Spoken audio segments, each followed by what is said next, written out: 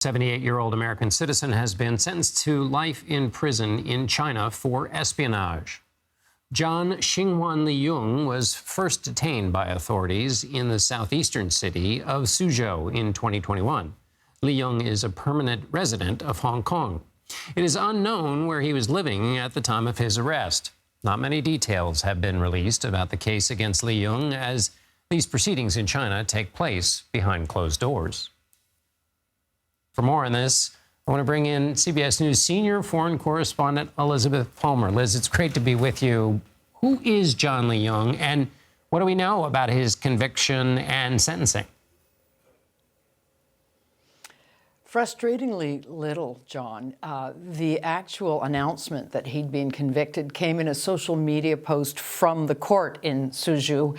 Very sparse. It said his birth date and his arrest date and his passport number, and then the simple fact that he'd been convicted for espionage.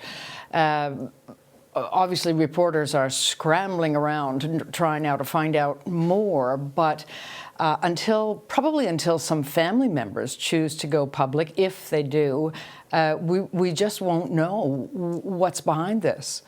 What about U.S. officials, Liz? Are they doing anything to try to either get Liyong back on American soil or just get some information?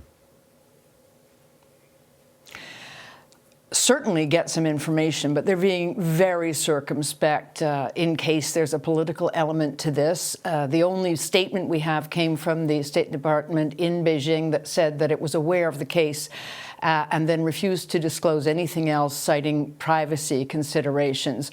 Back channel, you have to imagine there's all sorts of effort going into at least finding out what led to this.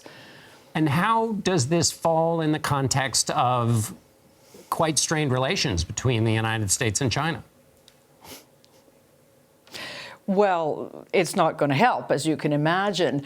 Just last week, I think on the 11th of May, a really high-level meeting took place between the National Security Advisor, Jake Sullivan, and China's top diplomat. They were in Vienna, and this was a chance to restart talks at a very high level after the disaster of Anthony Blinken's aborted visit and the balloon, if you'll recall.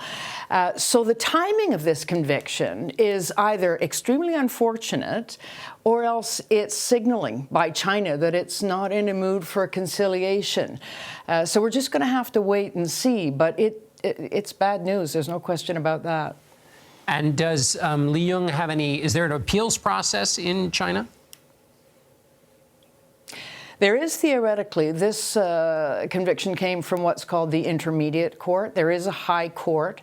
But if it's a political case, particularly espionage, it's unlikely it would go to appeal.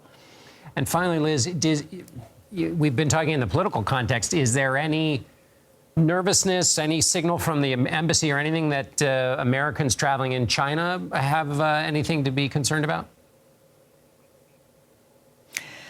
I think there's broad nervousness, and it all has to do with this new national security law. China will actually put it into force on the 1st of July, but broadly speaking, getting information about China that relates to national security, in China's definition of the term, can get people arrested or investigated or chucked out of the country. So it all seems to be a part of a broader crackdown. And because it's so ill-defined, it can really catch people unawares, including American citizens. So yes, there is a lot of nervousness, and I think it's just going to grow over the summer and into the fall. Elizabeth Palmer in Tokyo. Thanks so much, Liz.